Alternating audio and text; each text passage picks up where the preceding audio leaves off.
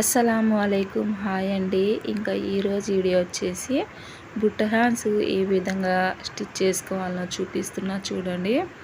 ఈ బుట్ట హ్యాండ్స్ అనేవి మనకు ఎన్ని మోడల్స్ వచ్చినా, ఎంత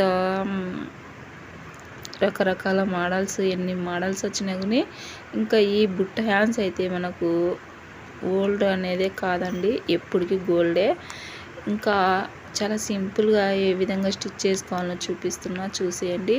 ఫస్ట్ మనము మెయిన్ క్లాత్కు రైట్ సైడ్ లైనింగ్ పెట్టుకోవాలండి.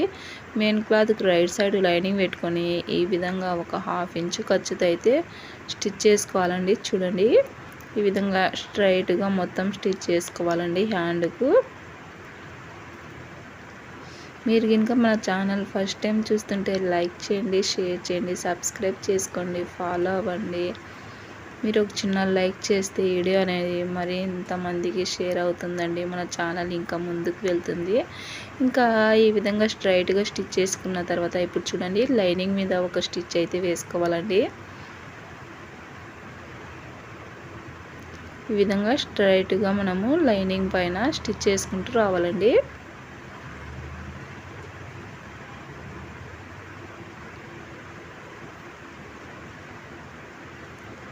ఈ విధంగా మొత్తం స్టిచ్ చేసిన తర్వాత ఇప్పుడు వచ్చేసి చూడండి, ఫోల్డింగ్ చేసేసి పై స్టిచ్ అయితే వేసుకోవాలండి.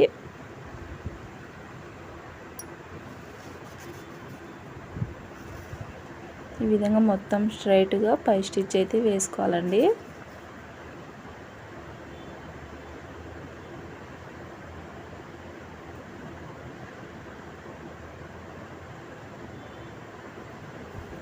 ఈ విధంగా పై స్టిచ్ వేసుకున్న తర్వాత చుట్టూ లైనింగ్ అయితే జాయిన్ చేసుకోవాలండి.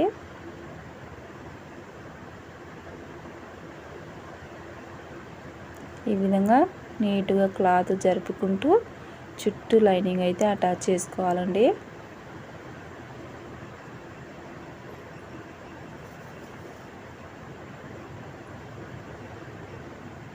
చూసారు కదా, ఈ విధంగా చుట్టూ లైనింగ్ అయితే జాయిన్ చేసుకోవాలండి.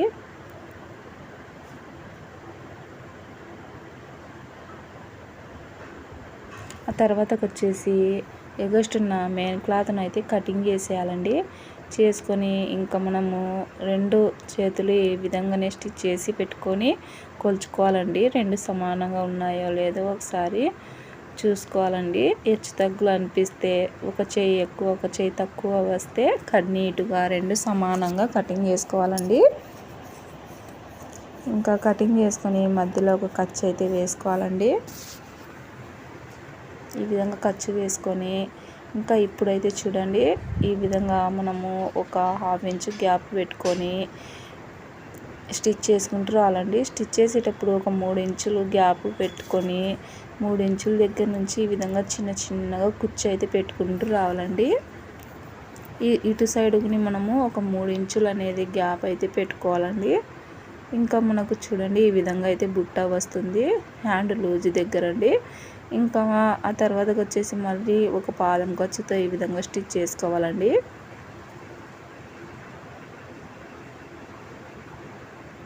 ఈ విధంగా స్టిచ్ చేసిన తర్వాత చూడండి, మనకు బుట్ట అనేది ఎంత నీట్గా వస్తుందో ఈ విధంగా వస్తుందండి హ్యాండ్ లూజ్ దగ్గర వచ్చేసి. ఇంకా మనము బ్లౌజ్కి ఏ విధంగా అటాచ్ చేసుకోవాలో చూపిస్తానండి. చూడండి, ఇప్పుడు మనము స్టార్టింగ్ నుంచి స్టిచ్ చేసుకుంటూ రావాలండి. మామూలుగా మనము షోల్డర్ దగ్గర నుంచి స్టిచ్ చేస్తాం కదా, ఆ విధంగా లేకోకుండా స్టార్టింగ్ నుంచి మనము స్టిచ్ చేసుకుంటూ రావాలండి. తర్వాతకి వచ్చేసి మనకు బ్లౌజ్కు షోల్డర్ మీద కుట్టు అలాగే మనం హ్యాండ్ పెట్టుకున్న ఖర్చు 2 ఒక దగ్గరకు వచ్చే విధంగా చూసుకొని ఇంకా ఎంత క్లాత్ ఉందో అంత క్లాత్ను ఈ విధంగా చిన్నగా కుచ్చు అయితే పెట్టుకోవాలండి. ఇంకా అటు సైడ్ వచ్చిన క్లాత్ అటు సైడ్ కుచ్చు పెట్టుకోవాలండి. ఇటు సైడ్ వచ్చిన క్లాత్ను ఇటు సైడ్ అయితే కుచ్చు పెట్టుకోవాలండి. ఈ విధంగా మనము బ్లౌజు హ్యాండ్ సరిపోయే విధంగా చూసుకోవాలండి. సంక భాగానికి హ్యాండ్కు కరెక్ట్గా సరిపోయే విధంగా చూసుకొని ఈ విధంగా కుచ్చు పెట్టుకుంటే చూడండి ఎంత నీట్గా మనకు బుట్ట హ్యాండ్స్ అయితే వచ్చేసిందో. ఇంకా చిన్నపిల్లలకు ఇదే విధంగా స్టిచ్ చేసుకోవచ్చండి. చిన్నపిల్లలకు పట్టు లెహంగా మీదకి, గౌన్కు అలా స్టిచ్ చేసి మనం వేసామంటే పిల్లలకు చాలా ముద్దుగా ఉంటారండి. వీడియో నచ్చితే తప్పకుండా మీ ఫ్యామిలీ ఫ్రెండ్స్కి షేర్ చేయండి. ఒక చిన్న లైక్ చేసి వెళ్ళండి.